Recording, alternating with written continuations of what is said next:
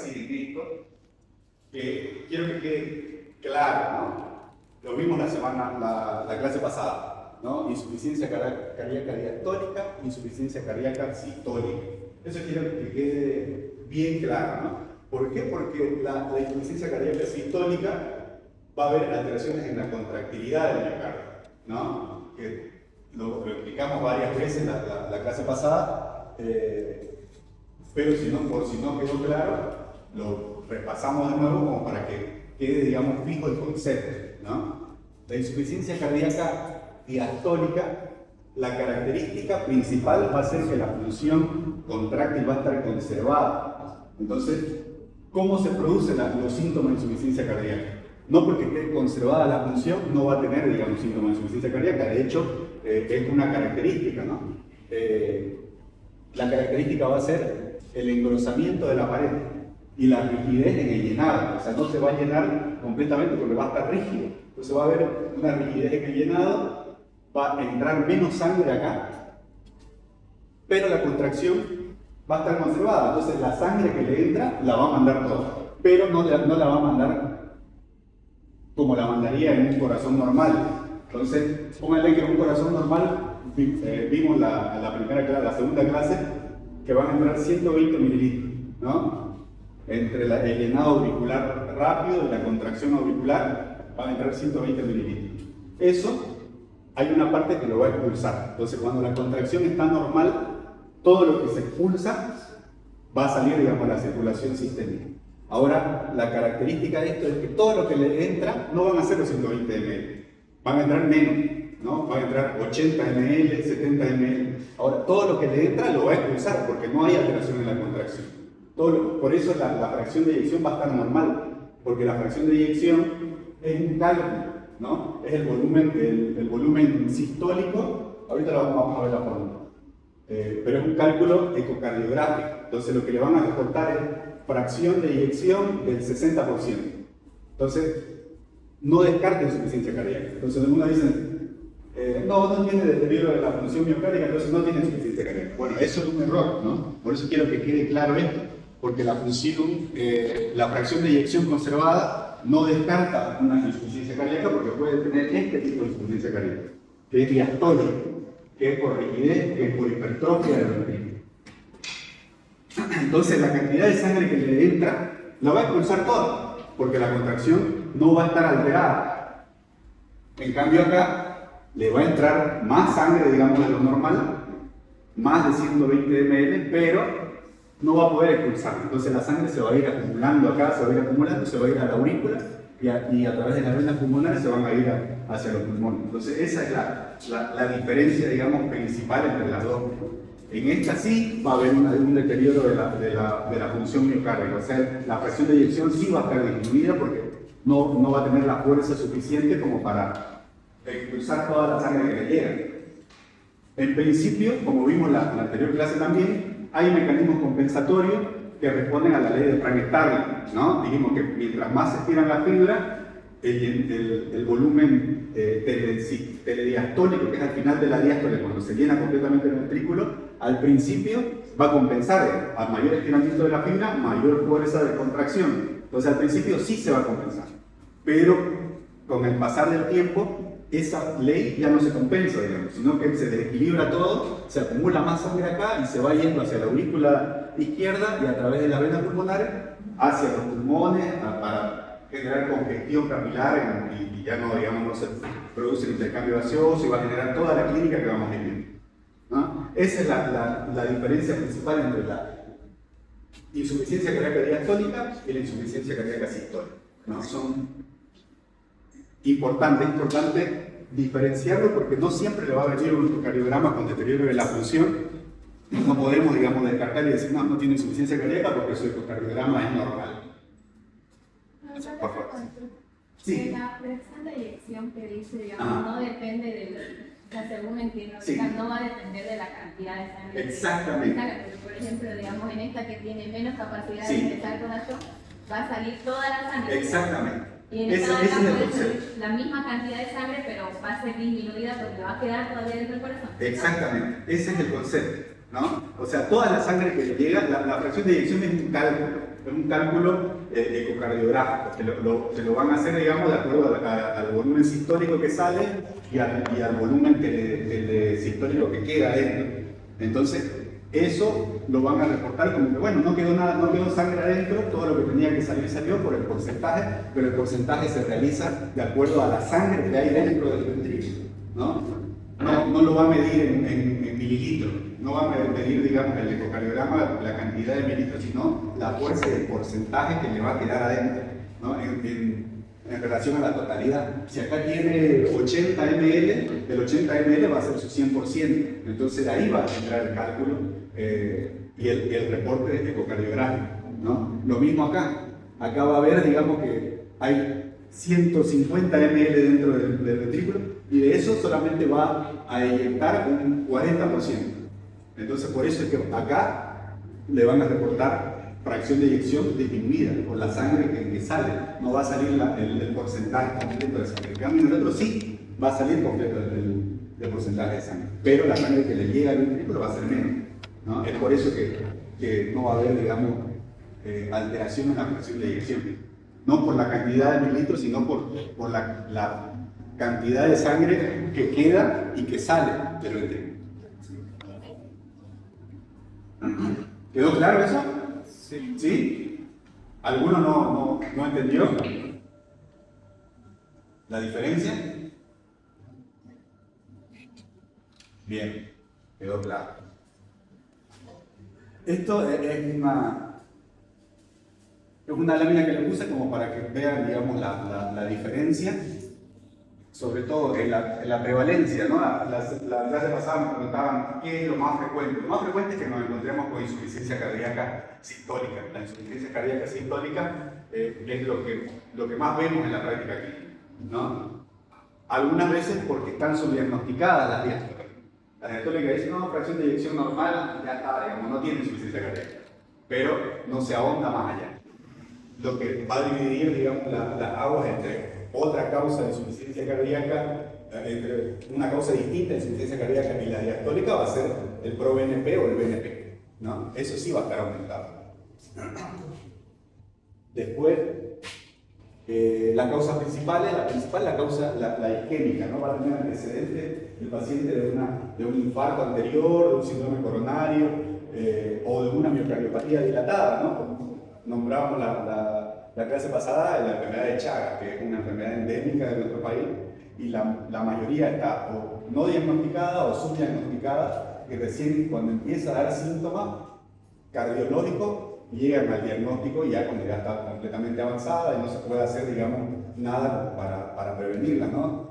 Cuando ya está instalada es imposible, ¿no? Por ahí hay algunos fármacos que se están estudiando, como la gliflozina, o el sacubitrilo, que se ha demostrado, digamos, en estudios nuevos que si bien no retrocede, pero sí disminuye, digamos, el tiempo en que vaya descompensándose más, ¿no? Eso lo vamos a ver cuando veamos tratamiento ya la siguiente clase. Después la radiografía de tórax, la puntuación, ¿no? La radiografía de tórax también va a haber diferencias. Generalmente en la sistólica va a haber cardiomegalia con dilatación miocárdica y en principio en la diastólica va a ser normal, ¿no? El corazón al estar hipertrofiado muchas veces no se va a ver, digamos, en la radiografía, ¿no? Sí en electrocardiograma por ahí nos da un inicio, ¿no? Pero en la radiografía no. Ya cuando está avanzado sí se puede generar dilatación. Y bueno, y el ecocardiograma, donde la fracción de eyección va a estar disminuida en la sistólica y va a estar normal en la diastólica. Aquí ya entramos un poquito en la clasificación, ¿no? Esta clasificación es importante porque nos va a definir sobre todo la terapéutica, el tratamiento, ¿no? Esta clasificación es ecocardiográfica. Por eso les decía que todo paciente que tiene sospecha de insuficiencia cardíaca tiene que tener un ecocardiograma, ¿no? Siempre. Y la fracción de eyección normal no descarta tampoco una insuficiencia cardíaca diastólica sobre todo, ¿no? Algunas veces se va a reportar la hipertrofia cuando tiene hipertrofia, pero otras veces no tiene hipertrofia, sino solamente rigidez del ventrículo. Entonces, la fracción de eyección normal no descarga, ¿no? Esta es la clasificación. Se va a clasificar con fracción de eyección reducida, con fracción de eyección moderada, que en otros lugares, en otras literaturas lo van a encontrar como levemente reducida, ¿no? LR lo clasifican acá. Y con fracción de eyección preservada. Esas son las tres clasificaciones que van desde cuando tiene una fracción de eyección menor al 40%, va a estar reducida, generalmente por disfunción sistólica. Esta sí tiene una evidencia terapéutica sólida, o sea, hay muchos estudios que avalan el tratamiento que se le da a los pacientes, ¿no? Con los 4 pilares, vimos, ¿no? Los betabloqueantes, tienen que tener la espironolactona, que es un antagonista de la aldosterona, va a estar indicada en pacientes con una fracción de eyección menor a 40, ¿no? También se puede dar, hay estudios que la avalan en fracción de eyección entre 41 y 49%, que sería moderada o levemente reducida, pero en casos seleccionados, ¿no? Por ahí cuando no responden al otro tratamiento, se puede agregar espironolactona, pero no siempre, ¿no? La evidencia que hay en estudios es fuertísima, ¿no? O sea, sí o sí, estos pacientes con fracción de eyección menor a 40% tienen que tener un antagonista de la aldosterona para disminuir así la reabsorción de sodio y de agua, ¿no? Que eso empeoraría la precarga, aumentaría la precarga, ¿no? Para eso, siempre dándolo con cuidado, ¿no?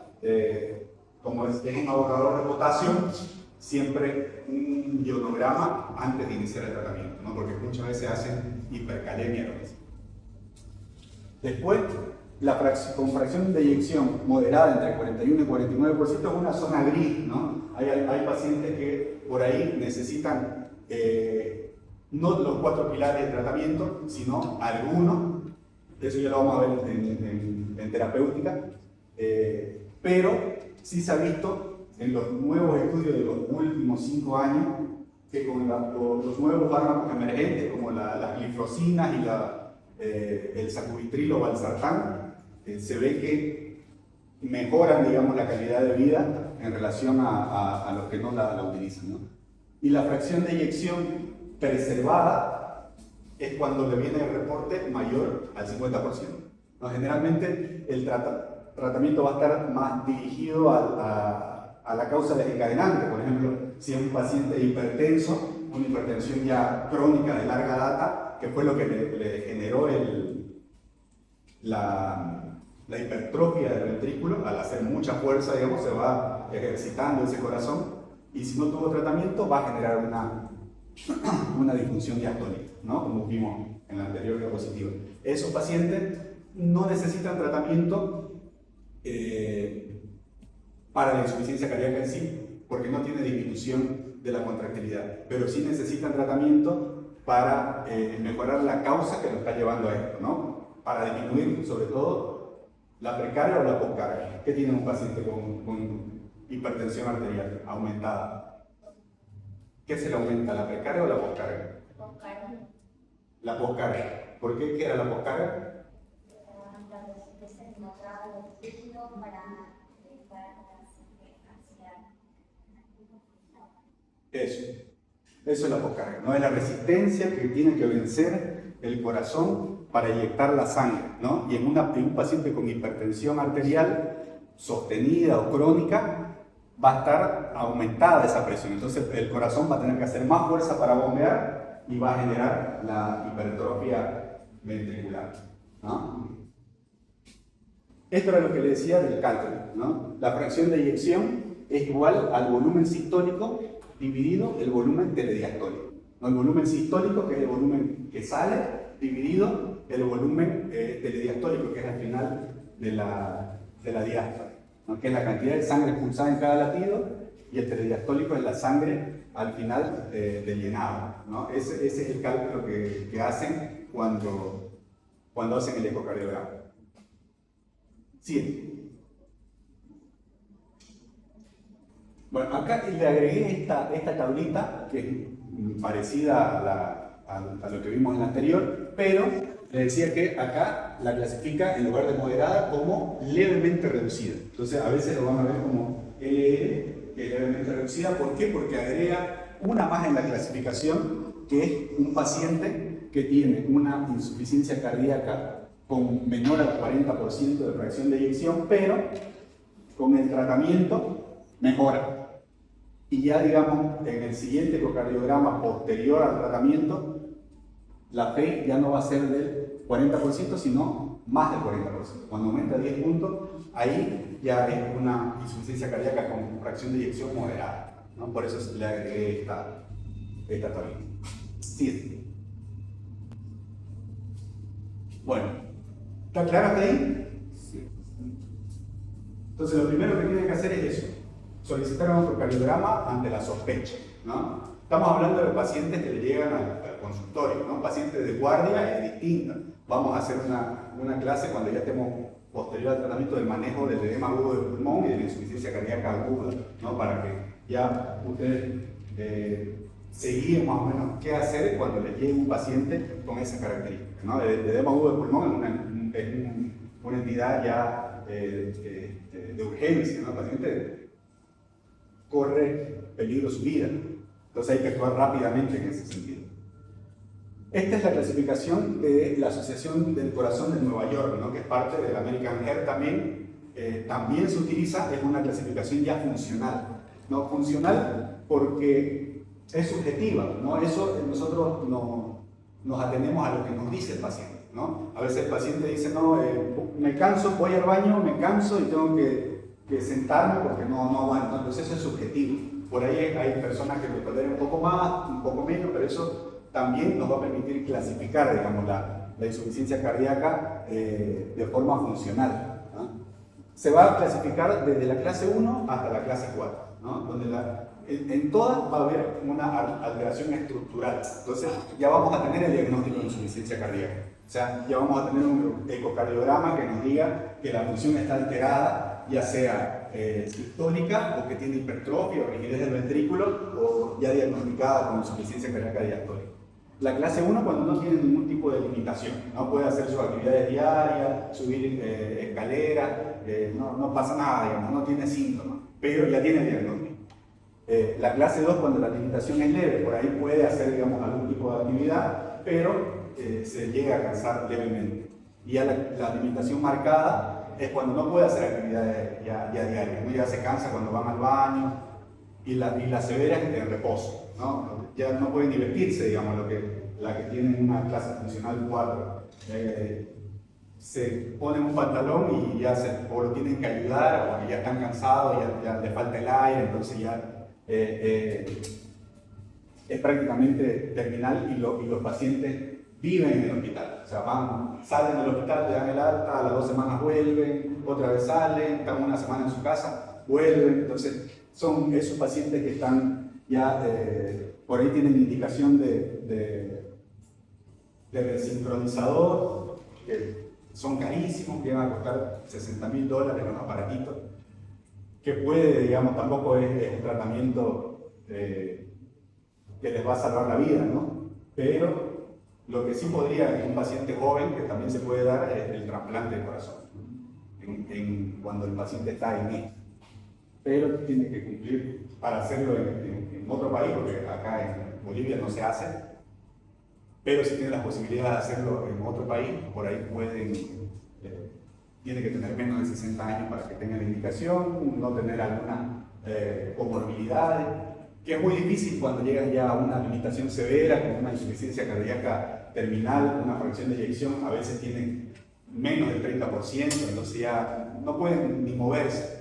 Entonces generan otro tipo de alteraciones en otro órgano, ¿no? Porque como está hipoperfundido, digamos, el resto de los tejidos, al no poder enviar la sangre correctamente, lo primero que se va a generar, por ejemplo, hay un síndrome que se llama síndrome cardiorrenal, ¿no? Decíamos la clase pasada que los riñones son muy sensibles al hipoflujo, a la hipoperfusión. Entonces, al no llegarle sangre, van a generar insuficiencia renal rápidamente, incluso pueden llegar a diálisis, ¿no? Es un síndrome, es el síndrome cardiorrenal. Siguiente. Esta es otra clasificación, ya hace más énfasis en la prevención. Se divide en 4 estadios. La característica va a ser que va a hablar de pacientes más preclínicos, ¿no? Antes de presentar los síntomas. Por ejemplo, el estadio A, los pacientes van a tener la patología que puede llegar a desencadenar la insuficiencia cardíaca, pero todavía no la desarrolló, digamos, no la desencadenó. Entonces ahí la clave es la prevención primaria, ¿no?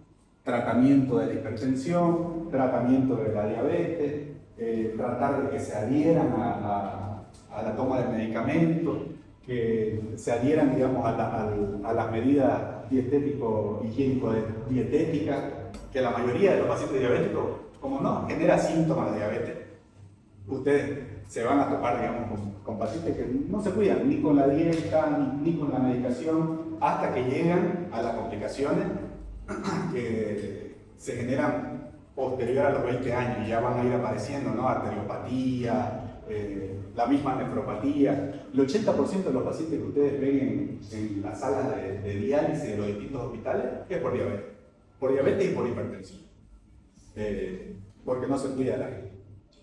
Entonces van a terminar con una pierna amputada. Entonces ahí es donde en este estadio hay que hacer énfasis, ¿no? En la prevención primaria para evitar que se desarrolle la insuficiencia cardíaca, porque si con un buen tratamiento, por ejemplo, la hipertensión arterial, disminuye la poscarga y el corazón no tiene que hacer tanta fuerza porque no hay mucha resistencia para mandar la sangre. Entonces puede vivir con su tratamiento toda la vida sin que se genere una insuficiencia cardíaca. Pero la mayoría no lo hace, ¿no?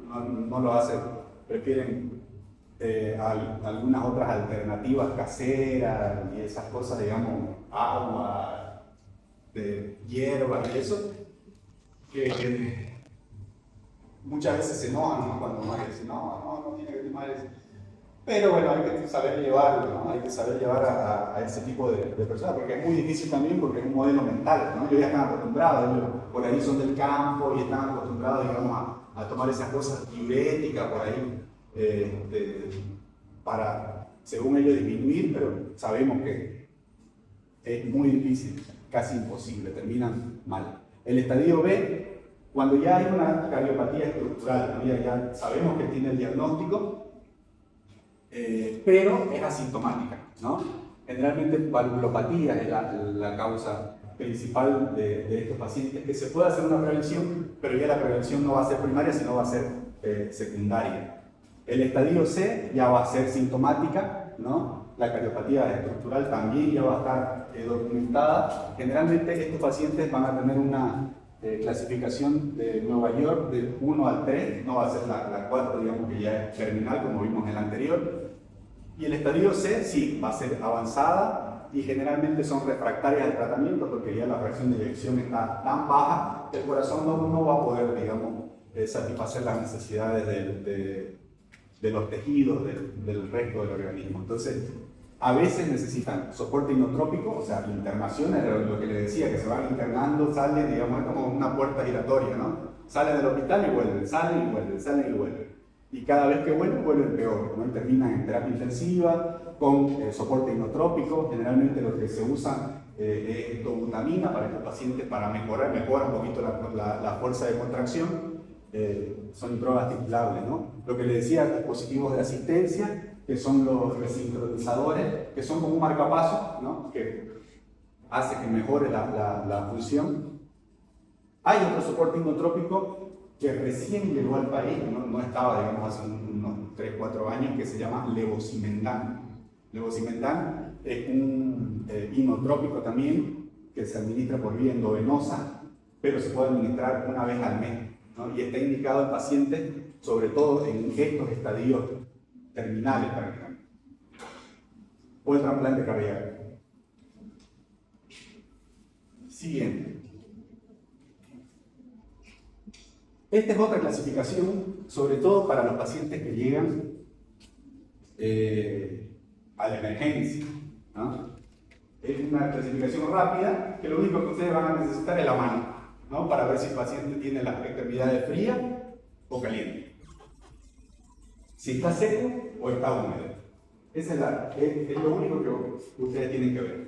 Y eso, con eso simple, con ir y tocarle las piernas y los brazos al paciente, sobre todo las piernas, ustedes van a saber si el paciente está congestivo o si tiene una hipoperfusión periférica secundaria a un gasto cardíaco disminuido, ¿no? En este caso, la hipoperfusión va a ser por gasto cardíaco disminuido, sobre todo en los pacientes con insuficiencia cardíaca sistólica con deterioro de la función, ¿no? En este caso, con tocarlo, lo van a clasificar en A, B, L y C, donde C es la peor. ¿Por qué? Porque el paciente va a estar frío. La frialdad en las extremidades en relación al resto del cuerpo, si ustedes le tocan el tórax, va a tener una temperatura. Si van y le tocan la pierna, va a estar frío como la pared, digamos. Entonces, con ese cambio de temperatura en las extremidades, ya nos va a decir que el paciente tiene una hipoperfusión periférica, ¿no? Secundaria, obviamente, al gasto cardíaco disminuido, no está, digamos, el corazón satisfaciendo las necesidades de todo el cuerpo. De hecho, no va a llegar sangre a las extremidades, ¿no? Y también, cuando está húmedo, o sea, ustedes van a ver frío y como sudorosa la parte de las piernas. Eso es característico. Cualquier paciente que llega con falta de aire, con antecedente de insuficiencia cardíaca a la emergencia, lo primero que hacen ustedes tiene que ser tocarle la pierna. Entonces, esto, frío, nos va a decir que tiene un bajo gasto. Y que esté húmedo, como sudoroso, que tiene congestión, ¿no? Esa es la característica del paciente congestivo y con hipoperfusión que necesita un tratamiento de emergencia lo más rápido posible y generalmente ingresan a terapia intensiva la mayoría de sus pacientes porque es un signo indirecto de shock. Obviamente que lo van a acompañar de todo el resto de métodos diagnósticos, pero bueno, ya con eso ustedes van a tener un indicio de lo que van a ir a buscar, digamos, con el paciente, ¿no? Después, bueno, ahí ven la matriz, cómo se va a ir dando, ¿no? Caliente seco, caliente húmedo, frío seco. Paciente que está caliente en las extremidades y está seco, normal, todo el cuerpo tiene la misma temperatura, puede que sea un paciente crónico, se puede ir de alta incluso, ¿no? Se optimiza el tratamiento médico que viene teniendo y se va tranquilamente, ¿no? Pero esto es lo más importante, ¿no? Si está frío y húmedo es porque está congestivo. Otra cosa que quería acá era, si está frío y seco, o sea, no está congestivo, es porque le falta líquido, ¿no? Entonces, hay una idea, sobre todo en el manejo de urgencia, de no pasarle líquido a los pacientes con insuficiencia cardíaca. ¿Por qué? Porque lo van a empeorar. Pero hay veces que los pacientes con insuficiencia cardíaca ingresan con sepsis o con un shock séptico.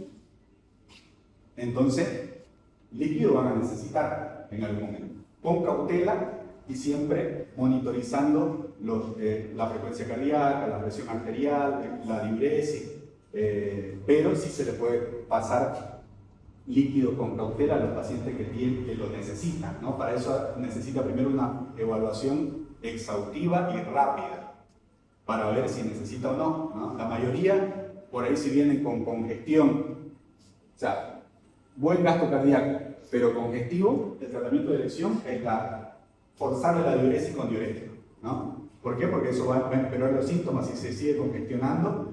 Entonces con diuréticos vamos a disminuir eso. Ahora, el problema es que si a este paciente lo diagnosticamos mal y le pasamos diurético, ¿qué va a pasar? ¿Qué pasa si al paciente que necesita líquido le pasamos diurético? Se va a secar más, ¿no? Va a eliminar mucho más líquido, el riñón va a sufrir de mayor hipoperfusión y rápidamente genera una insuficiencia renal secundaria, digamos, a lo que nosotros estamos haciendo. ¿no? Es iatrogénica, le estamos pasando diurético a un paciente que necesita agua, necesita líquidos. Entonces, por eso es importante, ¿no? Acompañado del resto de las cosas, obviamente. 7. Bueno, esa es una tabla comparativa de todas las clasificaciones que hemos venido viendo hasta ahora, con todas sus variables, ¿no? La categoría, la aplicación clínica y la limitación, ¿no? Como para que lo tengan, digamos, en cuenta. Y lo que les decía al principio, ¿no? Un score, una clasificación por sí sola, no nos dice nada. Hay que combinarla todas en conjunto, ¿no? Para poder decir, no, bueno, es un paciente con insuficiencia cardíaca con una fracción de eyección del 40%, con una clasificación funcional, una clase funcional 3 o 4, con un estadio estructural clínico A, B, C, D, ¿no? Dependiendo del paciente, y con un perfil hemodinámico A, B, L o C.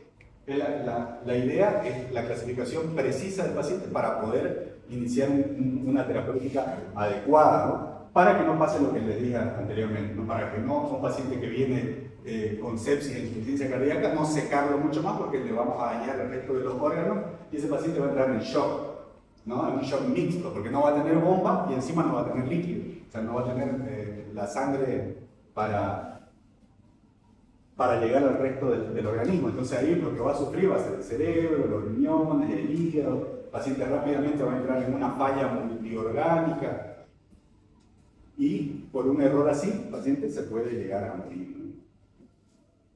Siguiente. Bueno, era lo que le decía, ¿no? La idea es combinar todas las clasificaciones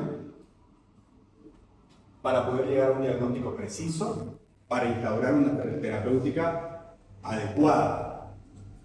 Por ejemplo, ahí, ¿no? Masculino de 68 años, diabético e hipertenso. Ya tiene los dos antecedentes que predisponen a que vaya a tener una insuficiencia cardíaca. Acude a emergencia con disnea de reposo, ortopnea y edemas mayolares, que son edemas en los tobillos, ¿no? Ese edema, mientras vaya empeorando la congestión, va subiendo y va ascendiendo hasta arriba. Presión arterial 95-60 en el límite. Extremidades frías y húmedas. Crepitantes bivasales. Bivasales quiere decir en las dos bases, ¿no? Algunas veces, cuando el paciente está en edema agudo de pulmón, esos crepitantes bilaterales van ascendiendo progresivamente hasta tercio medio y muchas veces cuando ya están, digamos, muy comprometidos, llegan hasta verdes. Es la característica. Siempre va a ser bilateral, nunca de un solo lado. Y ecocardiograma con una fracción de eyección del ventrículo izquierdo de 32%. Entonces, la fracción de eyección la clasificamos como fracción de eyección reducida, ¿no? Menos al 40%, tiene 32%.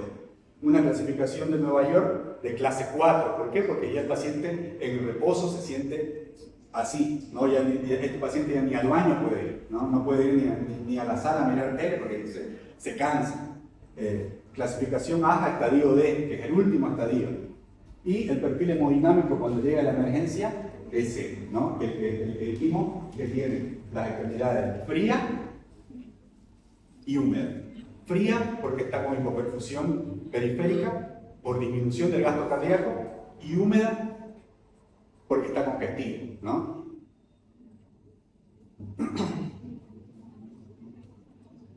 ¿Alguna duda también? ¿Está claro? Sí. Si le viene un paciente, ¿saben cómo diagnosticarlo?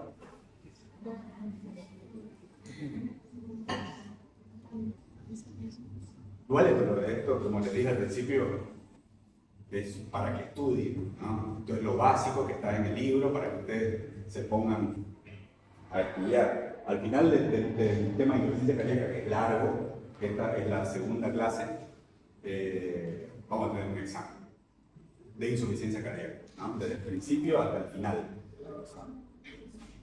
Que es el tema más importante de cardiología en sí, ¿no? Es como el tema de la patología base. la mayoría de las patologías van a terminar en insuficiencia cardíaca. Por eso es importante diagnosticar.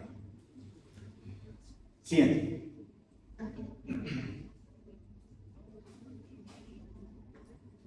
A ver, ¿qué le puse acá? Ya. Recordatorio. Siempre un paciente, lo que le decía al principio de la clase, puede tener una fracción de eyección preservada, pero estar sintomático, ¿no? Por eso le decía que una fracción de eyección conservada, un corazón preservado en su contractilidad, no descarta insuficiencia cardíaca, ¿no? Eso siempre lo tienen que recordar, ¿no? Después, la clasificación de Nueva York puede mejorar con el tratamiento, ¿no? Igual que la fracción de eyección reducida a menos del 40%, con los 4 pilares de tratamiento que después vamos a ver, puede llegar a retrotraer, digamos, en contractilidad con un tratamiento adecuado y con una adherencia al tratamiento del paciente, ¿no? Pero en esta clasificación es irreversible, ¿no? Si llegó a C, no va a volver a B, va a seguir en C. Si llegó a D, va a seguir así. Y lo que hacíamos énfasis, ¿no? Del perfil hemodinámico, que siempre tiene que reevaluarse. Si el paciente llega a la emergencia y mientras le piden laboratorio, le piden un ecocardiograma, tiene que venir el ecocardiografista a hacerle rara vez viene, ¿no? Dependiendo del lugar donde estén. Por ahí si es un privado, hasta 5 minutos están ahí porque cobran. Si no, si es un público, van a decir, no, se lo hago pasar mañana. Entonces ahí ya tienen que tener otras herramientas para diagnosticarlo, ¿no? Y siempre, si el paciente está ahí, por ahí en un principio, tiene las extremidades secas, sin hipoperfusión periférica, pero a la media hora o a la hora cambia completamente, ¿no? Y el paciente empieza, digamos, a entrar en shock. Entonces siempre hay que ir viéndolo y mirándolo, no dejarlo en la emergencia de que se vea solito, digamos, ¿no? Tienen que ir reviéndolo y reevaluándolo. ¿Cuáles son los errores que generalmente se presentan, ¿no? Usar la clasificación de Nueva York como único criterio. Por eso les decía que siempre los scores hay que usarlos de forma combinada, todo, ¿no? Tanto la de prevención de la AJA, la sintomática de Nueva York, la de la fracción de eyección y la hemodinámica hay que utilizarla en conjunto, ¿no? Y si utilizan esta solita, tenemos solamente datos subjetivos, ¿no? Lo que nos va a decir el paciente. El paciente va a decir, no, yo subo 2 gradas y ya me canso. No nos va a decir nada con esa sola, ¿no? No nos va no nos va a decir la gravedad real del paciente. Confundir la fracción de eyección moderada o levemente reducida con la preservada, ¿no? Algunas veces por ahí viene con 48%, uno la ve, no, esto está normal, no está normal, no está normal. Mayor al 50%, generalmente lo reportan cuando es normal, lo reportan como 60%, ¿no? Algunos son más pragmáticos y dicen, no, esto me da el cálculo, me da 53.5% y lo reportan así, ¿no? Pero eso el ecocardiografista sabe realmente cuando hace el cálculo si la fracción de eyección es normal o no. Y algunas veces el número lo ponen, pero en la descripción pone fracción de eyección del ventrículo izquierdo conservada. Entonces eso no hay que confundirlo. ¿Por qué? Porque tiene repercusión en el tratamiento, ¿no? Por ahí, si es una moderada, podemos tratarla con lo que le decía, ¿no? Las glifosinas, que son las que se están estudiando últimamente y que se están utilizando en la insuficiencia cardíaca con muy buenos resultados, que también sirven para que son hipoglicemiantes, que lo utilizan para la diabetes también, y el sacubitrilo valsartán, que también lo vamos a ver cuando veamos tratamiento y farmacología de los fármacos para la insuficiencia cardíaca. Y si llega el paciente a emergencia, también otro error visto es que solamente van y lo ocultan y lo dejan echadito en la camilla, ¿no? No van, no lo revisan completamente, no le tocan las piernas, no ven si están hipoperfundidos, ¿no? Algunas veces me ha tocado ver, digamos, cuando me llaman a valoración en emergencia, lo destapo y el paciente está, si bien está hablando y saturando bien, pero lo destapo y está todo moteado, con las piernas moradas, con hipoperfusión marcada. Entonces, a veces un error en la emergencia es no revisarlo completamente porque hay un montón de pacientes, entonces siempre hay que tomarse el tiempo para evitar errores graves, ¿no? Sí. Bueno, eso es un recordatorio, son puntos clave de las 4 clasificaciones que vimos, que las 4 se utilizan, ¿no? Se utilizan de forma conjunta, todas.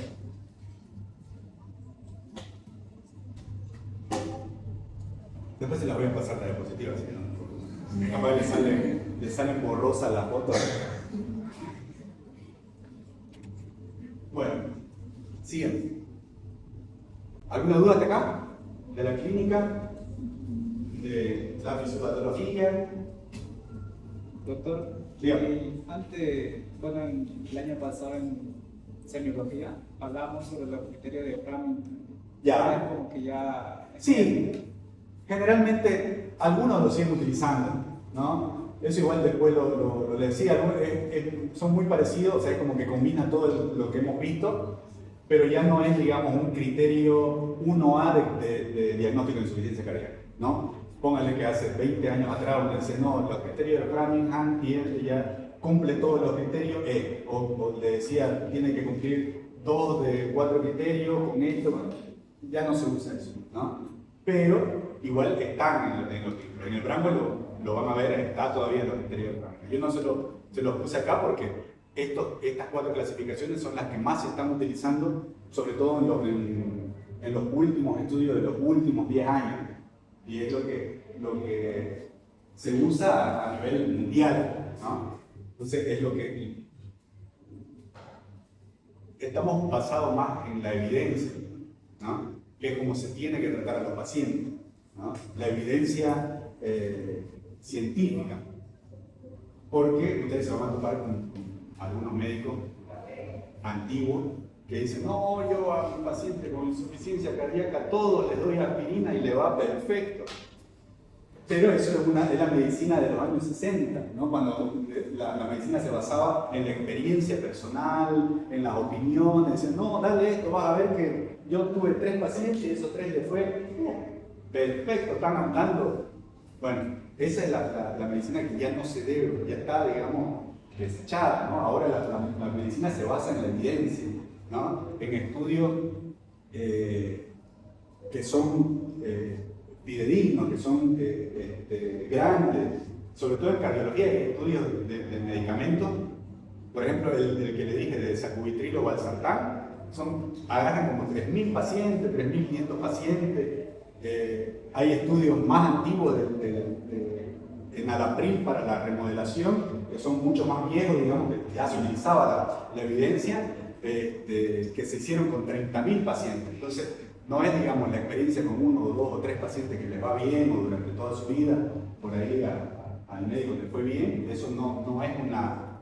De última que se haga un estudio, ¿no? Y que acumule la cantidad de pacientes necesaria como para que tenga una evidencia fuerte, ¿no? Por eso le di esto, ¿no? Pero igual, digamos, estudienlo en el libro los criterios, por ahí si el examen en conjunto del doctor Gandarilla.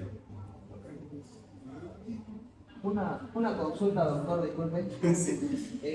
Y como método de diagnóstico complementario. Eso lo vamos a ver en la siguiente clase. Ah, sí. Vamos a ver detallado. Métodos complementarios, lo principal, la radiografía, ¿no? De tórax. La radiografía de tórax, ¿no? Que no descarta, por ejemplo, cuando un paciente tiene una insuficiencia cardíaca diastólica sin hipertrofia ventricular, solamente con rigidez, la radiografía va a ser normal, ¿no? Pero en una presentación aguda puede haber una radiografía con congestión pulmonar en alas de mariposa. Eso es característico, ¿Y cómo diferenciaríamos, doctor, si se ve, por ejemplo, las alas de mariposa en el edema agudo del pulmón? ¿Cómo No diferenciaríamos? siempre en el edema agudo del pulmón, por la clínica.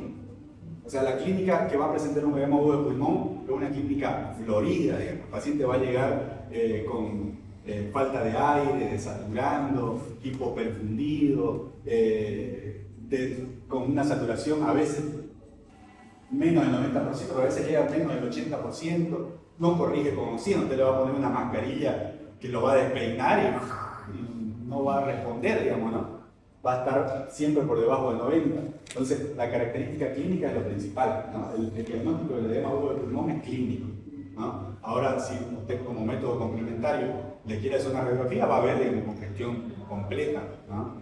En los pulmones. Pero algunas veces, o la mayoría, o siempre, mejor dicho, el diagnóstico es clínico. ¿Por qué? Porque el tratamiento tiene que ser rápido. Ese paciente se puede morir. Entonces, el tratamiento se va a basar en diurético, en vasodilatador y en oxigenoterapia. O sea, un tratamiento sencillo puede salvar una vida rápidamente, es decir, el diagnóstico es rápido, ¿no? Vasodilatadores que se van a utilizar ¿para qué? Para disminuir la poscarga, ¿no? Para que el corazón no haga tanta fuerza. El que más se utiliza es la nitroglicerina, que es otra droga titulada, que lo vamos a ver cuando veamos el edema agudo del pulmón. La oxigenoterapia es importantísima, ¿no?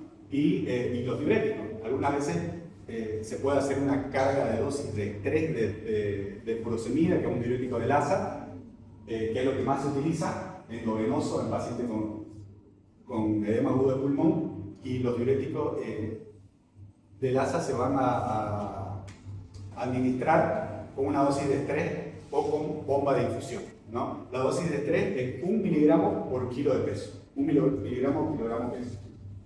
Si el paciente pesa 80, se le va a pasar 80. O si no, se le va a dar una bomba de infusión continua. Una bomba de infusión continua para tratar de desprecargarlo, ¿no? De hacerle balance negativo. ¿Saben qué es balance negativo, qué es balance positivo? ¿No?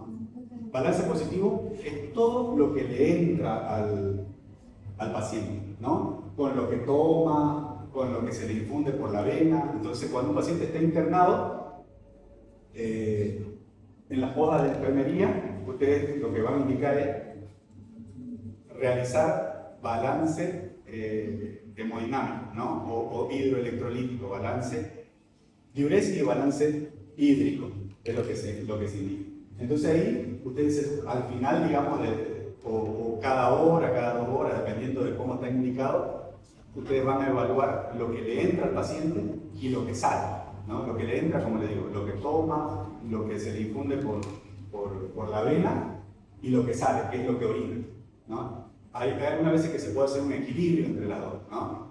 Cuando uno necesita un balance neutro, la cantidad que entra tiene que ser la misma cantidad que la que sale, ¿no? Por ahí usted, entre todo, le pasó 2000 ml al paciente y entró, digamos, a su cuerpo 2000 ml.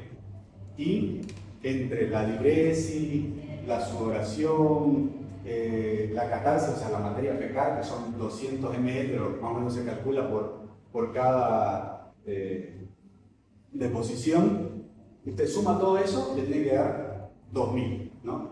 También se calculan las pérdidas insensibles, ¿no? A veces por la transpiración y por la respiración se pierde líquido. Entonces se calcula 10 ml por cada 10 kilos, ¿no? Entonces, ustedes van a equilibrar eso. Si quieren un balance neutro, la misma cantidad que ingresa tiene que ser la misma cantidad que sale. Ahora, si ustedes quieren hacer balance positivo, sobre todo por ahí un paciente con un shock séptico que necesita líquido, la cantidad que ingresa va a ser mayor que la que sale. Eso es balance positivo, ¿no? Póngale que ustedes le ingresaron, ya sea por vía parenteral, o sea, si está en shock va a ser por vía parenteral, sí o sí.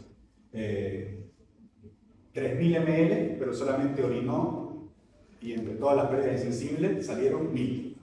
Eso es balance positivo. Le entró más que lo que salió. Y balance negativo es cuando ustedes, pónganle que le ingresa 1000 porque está restrictivo, un paciente con insuficiencia cardíaca tiene que estar con líquido restrictivo.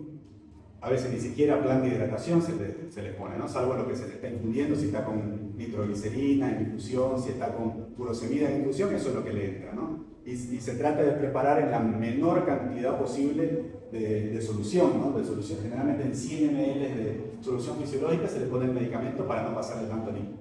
Entonces, el balance negativo es cuando la cantidad que ingresa es mucho menor que la que sale. Entonces, yo le ingreso 1000 ml en 24 horas y salieron 3000 ml. Entonces, el paciente se va, todo lo que tiene acumulado se va secando, se va perdiendo.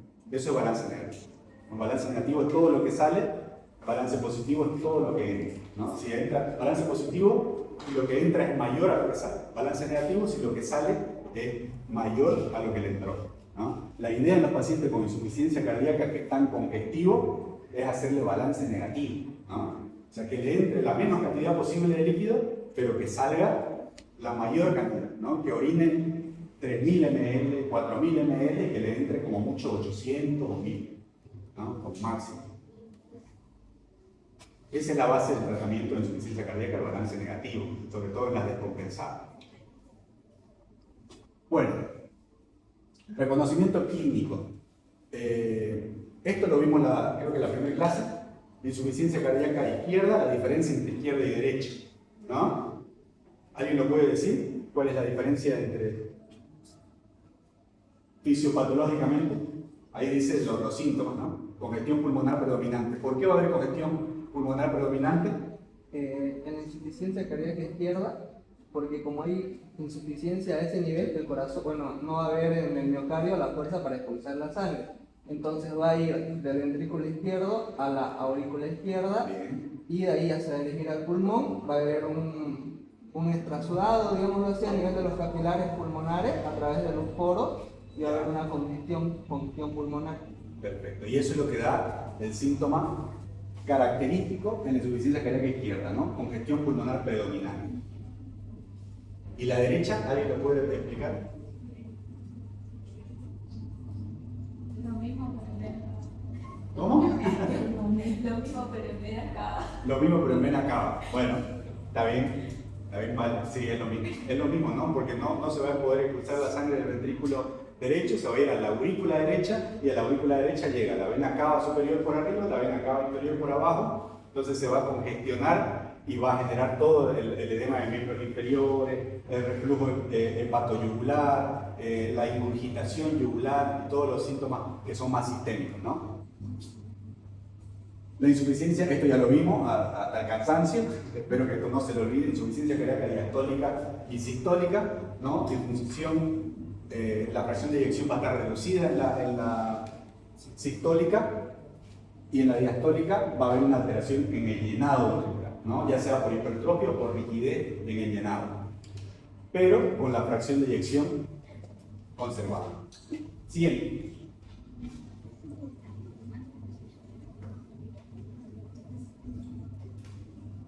Bueno, ahí esos son signos clínicos en realidad característicos, ¿no? Ingurgitación yugular, los estertores crepitantes, ¿no? Por esto se genera, ¿no? Porque se abren los alveolos que ya están colapsados por la cantidad de líquido que tienen adentro, se colapsan y al intentar abrirse generan el ruido de crepitante, ¿no? Generalmente son basales y son más característicos de la insuficiencia cardíaca izquierda, como decía Yair. El edema periférico y hepatomegalia, algunas veces incluso en pacientes con insuficiencia cardíaca derecha ya crónica o refractarias al tratamiento, no solo va a haber hepatomegalia, sino que va a generar cirrosis hepática, ¿no? O ya más avanzado, entonces eso va a empeorar. El edema siempre va a ser con Godet o fobia. Y el reflujo hepatoyugular es un signo sensible de congestión sistémica. Siempre vayan a buscarlo, ¿no? Sobre todo en pacientes, hablábamos la clase pasada de los EPOC, ¿no? Los pacientes que con EPOC severo, ya con fibrosis pulmonar, generan hipertensión pulmonar y van a generar lo que se llama cor pulmonar, ¿no? Que es una enfermedad cardiopulmonar ya terminal, ¿no? Entonces, siempre en ese tipo de pacientes vayan a buscar el reflejo hepatoyugular. Siguiente. Bueno, hay una tablita comparativa entre la clínica que se presenta en la insuficiencia cardíaca izquierda y en la derecha, ¿no? Donde se van a evaluar la línea, si está presente o ausente, los estertores crepitantes, el edema periférico, la ingurgitación yugular, la hepatomegalia y la causa habitual, ¿no? Generalmente la insuficiencia cardíaca derecha se generan o por EPOC o por insuficiencia cardíaca izquierda crónica, o sea, la insuficiencia cardíaca izquierda llegan a generar posteriormente, digamos, por toda la congestión, si no se hace el tratamiento adecuado, la congestión pulmonar van a generar que dé la vuelta, pues, ¿no? Que se dé la vuelta por atrás hacia el corazón derecho y genere una insuficiencia cardíaca global ya, ¿no?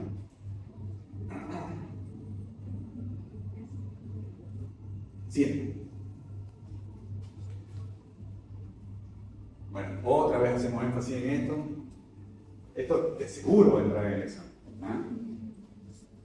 Insuficiencia cardíaca sistólica y diastólica. Ya lo hablamos varias veces. Reducida la función, la fracción de eyección en la sistólica, en la diastólica no siempre está reducida, va a estar normal, mayor al 50%, ¿no? Se da más en rigidez ventricular, hipertrofia del ventrículo, y la sistólica del ventrículo va a estar dilatada, ¿no? Que se va a poder ver en la radiografía con cardiomegalia, en el electrocardiograma también se va a ver con sobrecarga derecha o izquierda, con bloqueo de rama, que ya lo vamos a ver en la clase siguiente cuando veamos estudios complementarios, entre ellos el electrocardiograma. Sigue. Bueno, esto es lo mismo que vimos al principio, ¿no? Que es la clasificación hemodinámica de Stevenson. Es importante también, como les decía, para el estudio hemodinámico, sobre todo para un paciente que llega a emergencia, ¿no? Siguiente. Bueno, ahí lo que me preguntaba su compañera, ¿no? El edema agudo de pulmón es súbito, esa es la característica del edema agudo de pulmón, ¿no? Es súbito, algunas veces se presenta por primera vez, o sea, de nuevo, ¿no? Pacientes sobre todo con infarto, ¿no? Infartos que son infartos masivos. Se puede llegar a presentar una insuficiencia cardíaca aguda con edema agudo de pulmón, donde el pronóstico es malísimo, ¿no? Y la característica es esa expectoración que tiene asalmonada, rosada, ¿no? Por congestión pulmonar. Estos pacientes generalmente con infarto así no sobreviven, por más que se les haga el tratamiento rápido, porque el infarto, al ser tan masivo y generar esto, el pronóstico es malísimo. A mí me tocó una vez, me llamaron de quirófano porque estaban haciendo, de hemodinamia, la sala de hemodinamia, estaban haciendo un cateterismo a un paciente con un infarto masivo y no estaba el anestesiólogo. Entonces me llamaron a mí para que vaya a intubarlo mientras hacían el cateterismo. Y la cantidad de líquido que salía por el tubo después de que lo intubé era impresionante. O sea, llenó un charco así. El paciente no sobrevivió, digamos, porque se disecó cuando le estaban haciendo el cateterismo. Se disecó una de las, creo que la descendente anterior, que es una arteria muy importante, como vimos en anatomía. Y el paciente no sobrevivió, ¿no? Pero lo que se me quedó, yo estaba todavía en cuarto año de la residencia. O sea, se me quedó la cantidad de sangre rosada, salmonada que salía por el tubo, espumosa. Eso no se olvida más, ¿no? Y bueno, esa es la característica del paciente con edema agudo de pulmón. Por eso les digo que si se presenta hay que actuar rápidamente. Y una de las principales causas es la cardiopatía isquémica, ¿no? Los infartos. Que uno ya sabe que cuando el infarto se presenta con un edema agudo de pulmón en agudo, el pronóstico es malísimo, ¿no? La mortalidad es muy alta.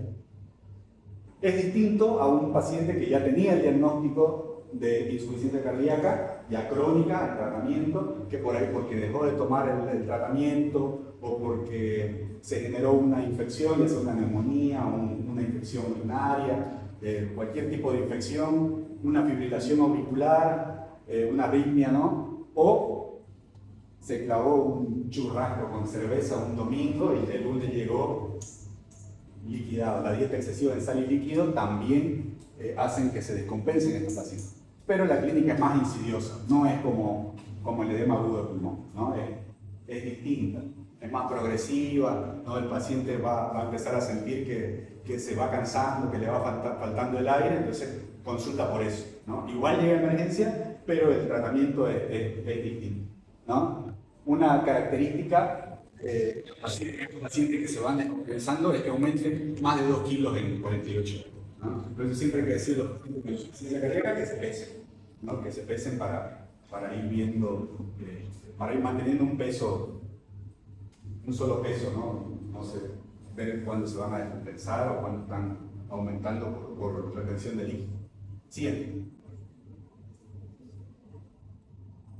Bueno, este es un algoritmo le puse la red flag, digamos, de ingreso inmediato, ¿no? Siempre sospecha, a la sospecha hay que confirmarlo, ¿con qué? ¿Con qué lo confirma si tienen la sospecha de una insuficiencia cardíaca? No en agudo, ¿no? No en agudo como vimos en el edema agudo. Con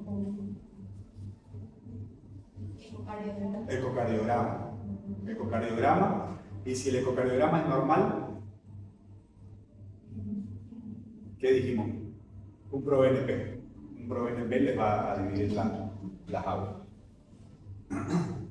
Clasificarlo con todos los scores que vimos hoy, con los 4. Si quieren encasillarlo en los criterios de Framingham, háganlo, también es uno más, digamos. Mientras más criterios tengamos, mejor. Y bueno, el ingreso inmediato, como les decía, ¿no? Saturación menor al 90% con oxígeno, presión arterial sistólica menor al 90%, ¿eso qué quiere decir? Que el paciente está hipotenso, que está hipoperfundiendo, digamos, periféricamente, porque el gasto está disminuido, entonces el corazón no está mandando la sangre adecuadamente.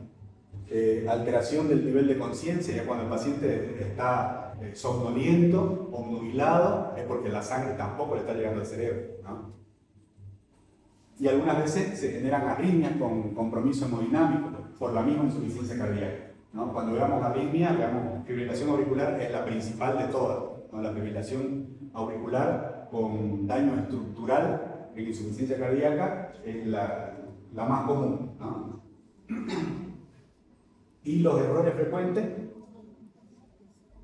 atribuir la disnea solamente. Si el paciente es asmático y viene disneico, dice no, es por su asma, ¿no? O si es EPOC, lo mismo. Siempre tienen que descartar insuficiencia cardíaca.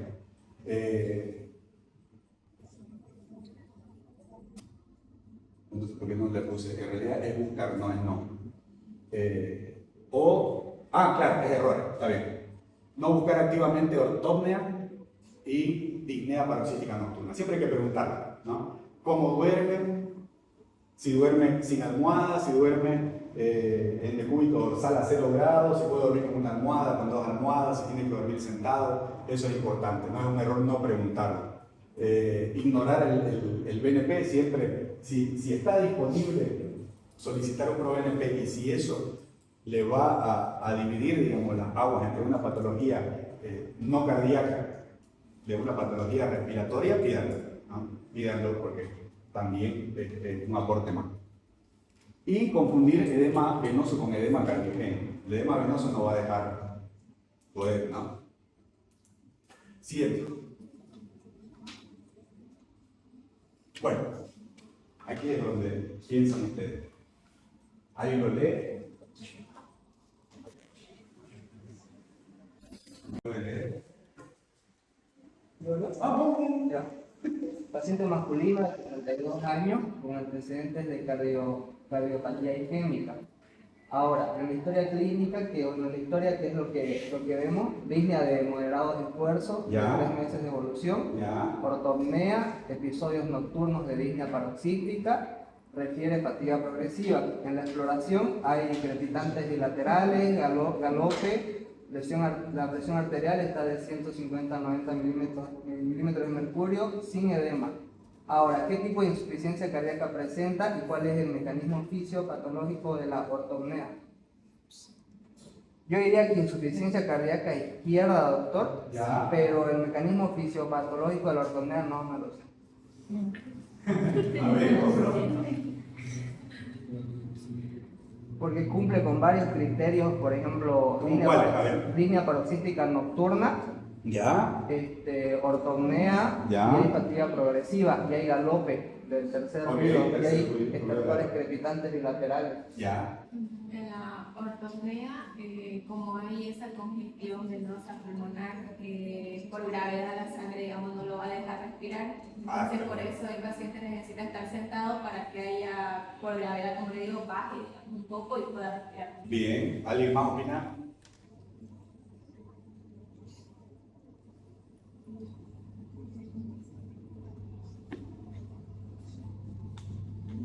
A ver, allá atrás. Se ve borroso de atrás igual todavía. Igual que yo soy ciego. ¿Quién más? Vamos, sin miedo. En el momento de equivocarse, no tengan miedo de equivocarse. Todos nos equivocamos. Equivocándose se aprende. ¿Por acá? ¿Eh? Dele siguiente. Dele siguiente. Está bien. Es lo que hicimos es una insuficiencia cardíaca izquierda, por lo que dijo su compañero, y la ortopnea, lo que dijo su compañera, ¿no? Es así, se produce por redistribución cefálica, o sea, ella dijo por gravedad, también, digamos, es como que el líquido se va a redistribuir hacia cefálico, entonces si uno está haciendo, por eso es que los pacientes con insuficiencia cardíaca severa no pueden dormir echados, digamos, a 0 grados, sino que tienen que dormir algunos incluso sentados, tienen su sillita al lado de su cama, porque se pasan a la cama, pero no pueden dormir echados. Entonces eso es porque hay una redistribución de todo el líquido, se va hacia arriba y lo empieza a ahogar. Entonces empieza a toser y ahí se genera los episodios nocturnos, ¿no? La disnea paroxística nocturna. Eso es lo que pasa. Bien. Ahí atrás tiene que el próximo alguno de atrás del medio. Siguiente. ¿Quiero leer?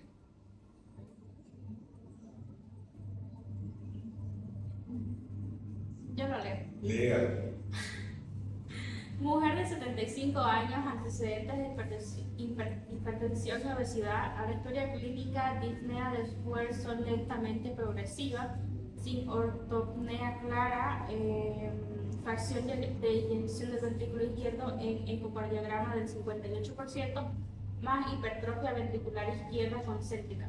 A la exploración, presión arterial de 165 y 95 milímetros de mercurio, ritmo sinusal, sin estertores, sin edema significativo, al BNP moderadamente elevado. ¿Qué subtipo de insuficiencia cardíaca presenta y por qué la fracción de eyección del ventrículo izquierdo es normal?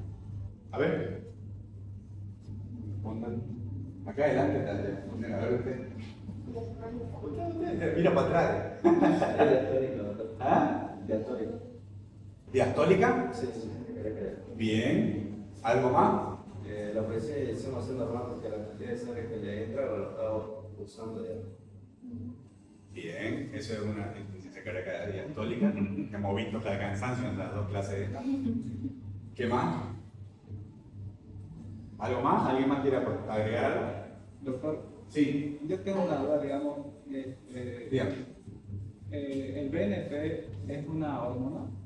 Sí, es un péptido. Es el péptido natriurético Claro. que se va a generar por estiramiento tanto auricular y ventricular. Y ahora ahí, digamos, mi duda era eso, era para diagnosticar si la insuficiencia cardíaca es aguda o crónica. O si- No siempre. ¿no? Generalmente va, claro, va a variar de acuerdo al valor, ¿no? Generalmente los valores, dependiendo del laboratorio, pero en general, digamos, no van más allá de los 125, 123, dependiendo del laboratorio y de la referencia que tengo, ¿no? En los pacientes con una descompensación aguda, por ejemplo, con el edema agudo del pulmón, ese ProBNP se eleva hasta 50.000, 30.000, 20.000, ¿no? Y algunas veces cuando un paciente no está tratado correctamente, se va a elevar, no como en una descompensación aguda, pero sí lo va a tener alrededor de los 300, 500, a veces supera los 1000. Dele siguiente. Bueno, como vimos en la clasificación, es una insuficiencia cardíaca con fracción de eyección preservada, ¿no? Es B. La hipertrofia concéntrica, lo que dijimos de la insuficiencia cardíaca diastólica, va a generar rigidez ventricular con disfunción diastólica. Entonces, el ventrículo, cuando le entra la sangre, no se va a relajar completamente, que fue lo que vimos, que puede cursar con hipertrofia ventricular o no, pero la rigidez va a estar presente, ¿no? Entonces, va a generar una insuficiencia cardíaca diastólica, como dijo su compañero, ¿no? Con función sistólica contráctil preservada, porque al principio dijimos que toda la sangre que le llega la va a expulsar, pero la sangre que le llega no va a ser el total que le debería llegar, ¿no? Porque no va a entrar en ese recipiente, digamos, la cantidad de sangre, los 120 ml promedio que le tendría que entrar. Le va a entrar menos, pero la fuerza de contracción, al estar preservada, la va a expulsar toda. Siguiente. A ver, por ahí, por el medio. ¿Usted? Dele. Paciente masculino de 70 años de edad, con antecedentes de EPOC severo. En la historia clínica se evidencia edemas manubulares bilaterales progresivos, una distensión abdominal, sin disnea paroxística nocturna y refiere plenitud postprandial. Al examen físico, incurgitación yugular a 45 grados, hepatomegalia de 4 centímetros, un retroducto hepatoingular positivo, un edema con fobia bilateral hasta las rodillas, sin estertores pulmonares. ¿Qué tipo de insuficiencia cardíaca es? ¿Y por qué se presenta A ver. Insuficiencia cardíaca de la derecha. Derecha, perfecto. ¿Qué más? ¿Por qué no hay disnea?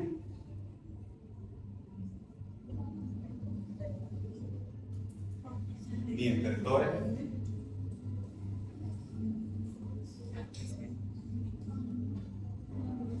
Aunque disnea puede haber en este paciente.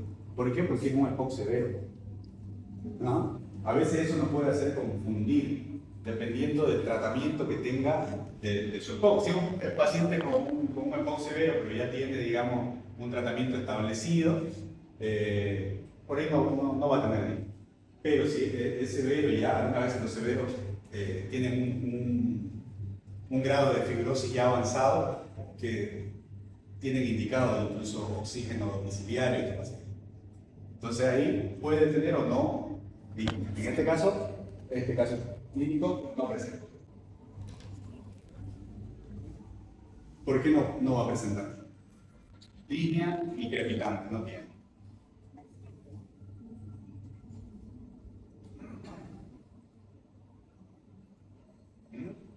No hay un flujo de sangre por la vena pulmonar.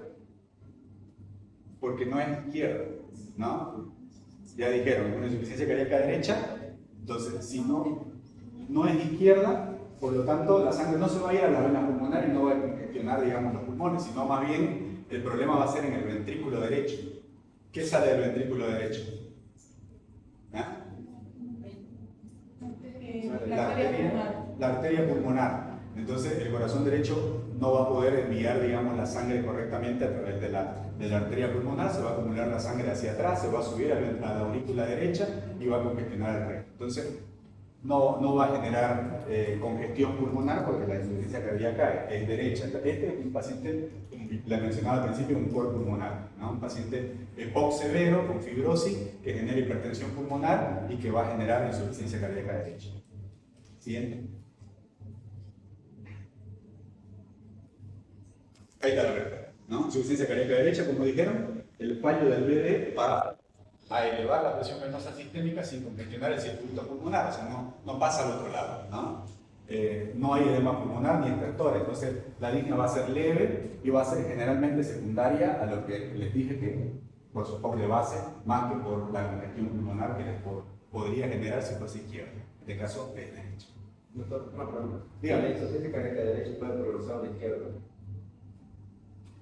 Puede, pero no es la regla. Es más, más que la izquierda progrese a derecha, ¿no? Dígame. No es que son 4 las clasificaciones de derecha, izquierda, sistólica y diastólica. Sí. Ahorita por lo que digamos, en la izquierda y derecha es más fácil diagnosticarlo clínicamente, Sí. por lo que vemos. En cambio, la sistólica y diastólica es más Por laterales y por exacto. lo diagnosticado. Entonces, digamos, si nos viene un paciente y lo único que tiene es disnea, sí o sí tenemos que pedirle los laboratorios porque no puede ser izquierda o derecha, sino tiene que ser sistólica y diastólica, o es que Sí, están igual relacionadas una con otra. Está relacionado, ¿no? Puede estar relacionada, puede estar completamente independiente, pero un paciente que llega con disnea, como dice usted, ¿no? Tiene que descartar todo, ¿no? La parte respiratoria y la parte cardiológica, entonces tiene que ir descartando las dos cosas, ¿no? En principio, ya la siguiente clase vamos a ver métodos diagnósticos. Lo primero es una radiografía, ¿no? Una radiografía usted ve si tiene, por lo menos tiene un indicio, ¿no? Si tiene una cardiomegalia y el paciente le llega con una sintomatología de disnea o el resto, ya le va a dar, digamos, una pauta que, bueno, puede ser una miocardiopatía dilatada que le esté generando una insuficiencia cardíaca, entonces la pone más atenta para tratar de avanzar más allá con eso, ¿no? Si le pide una radiografía y el corazón está normal y lo que tiene más bien es alteraciones intersticiales o tiene una neumonía o tiene algunos signos de fibrosis, lo más probable es que eso sea más respiratorio. Entonces tiene que pararse en un lugar donde tiene que ir viendo, digamos, descartando para llegar a un diagnóstico preciso. Pero puede, digamos, generarse una insuficiencia diastólica sin que sea global, una insuficiencia cardíaca derecha sin que sea izquierda, sin que sea global, o de derecha, izquierda o global. O sea, se pueden presentar todos esos tipos de insuficiencia cardíaca, digamos, puede ser izquierda, derecha o global. Abarcar los dos lados. Digamos, de derecha ¿Y la diástole? avanza a una diastólica. No, al revés.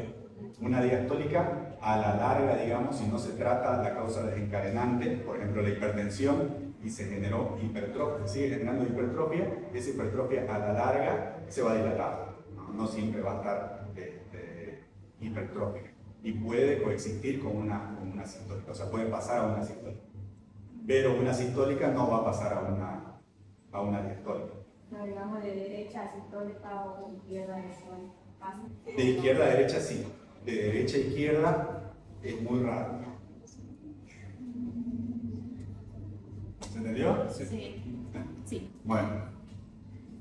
¿Alguna otra duda? Ya que vimos un montón de cosas ahora.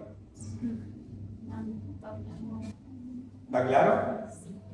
La clasificación, los scores, las manifestaciones clínicas,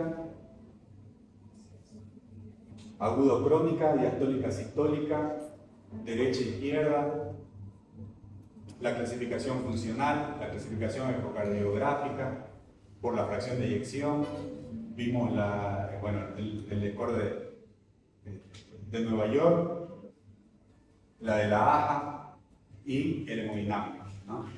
Para los pacientes de emergencia. Bueno, ¿alguna otra pregunta? ¿Nada? ¿Se cansaron? Sí. Bueno, en la próxima clase entonces vamos a ver el método diagnóstico, vamos a ver radiografía, electrocardiograma. Electrocardiograma vieron en psicología, ¿no? Sí. ¿Sí? ¿Seguro? Para ver hasta cuánto ahondamos. Lo básico por lo menos lo saben. Sí. ¿Sí? Ya, listo. Entonces vamos a ver eso, radiografía, ecocardiografía, cómo van a reportar. Vamos a ver cateterismo cardíaco, no, eso es la próxima, no. Todo lo concerniente a insuficiencia cardíaca. Ya después del siguiente tema vamos a ver todo el resto de métodos diagnósticos de cardiología en general. Bueno, vamos entonces.